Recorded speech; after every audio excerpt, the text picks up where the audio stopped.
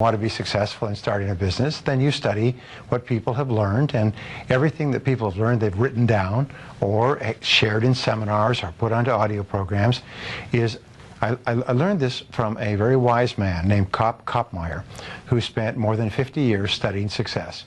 And he had developed more than 1,000 success principles that he had derived out of something like 6,000 books. And when I met him, I asked him the question you would ask.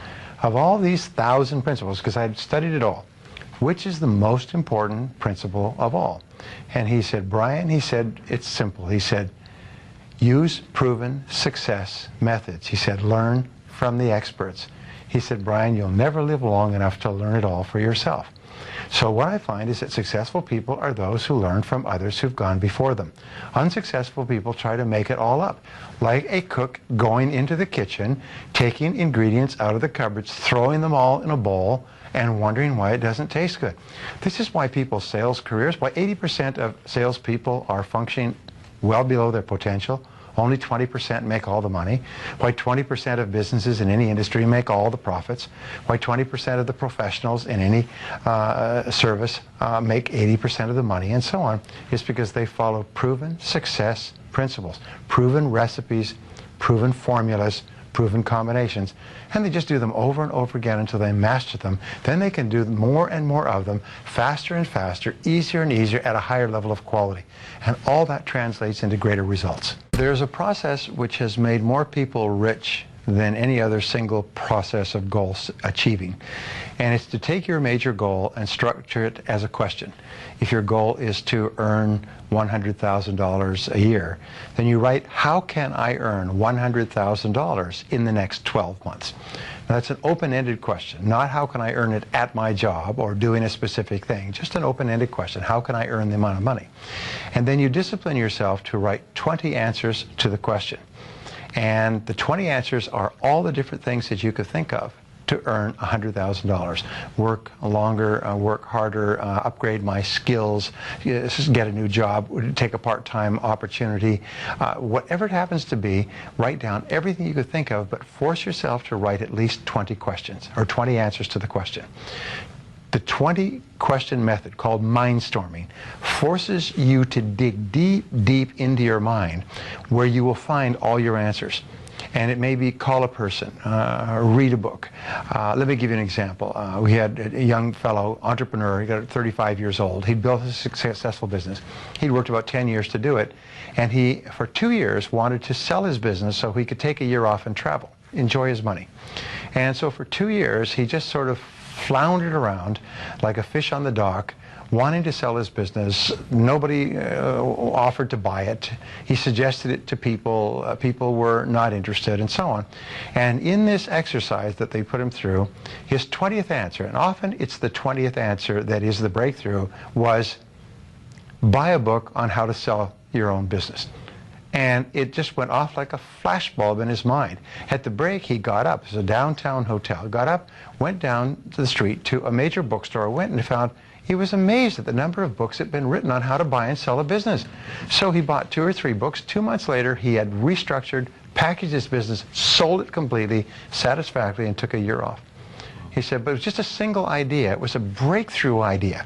But it was so simple. Just get a book on the subject. And you think, boy, that's pretty obvious, yes? But it's the most obvious answers that we overlook. Good question. At what age should one give up on their dream? Never.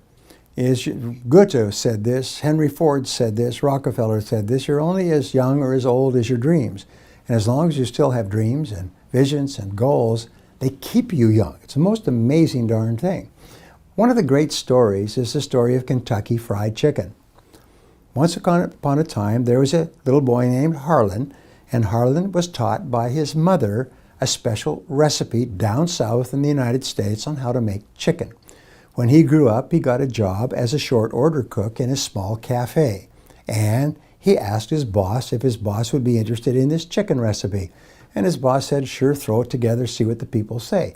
Turned out that everybody liked this special chicken recipe with all these secret herbs and spices. Well, for the rest of his career, right up till he was 65 years old, he either worked in little cafes or sometimes he owned a little cafe. When he was 65, he had a little cafe and he was making his chicken and he had people coming from all around to eat his chicken. And the highways department built a highway past his little restaurant, his little chicken place, and put him out of business. They cut off the road so nobody could get to it. About the same time, he received a Social Security check, his first Social Security check at the age of 65.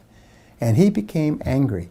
He said, I'm 65 years old, but I'm not ready to give up on my dreams. What do I have to sell? And he realized the one thing that had kept him going all those years, the mainstay of his little career, was his mother's recipe of 17 or 18 herbs and spices.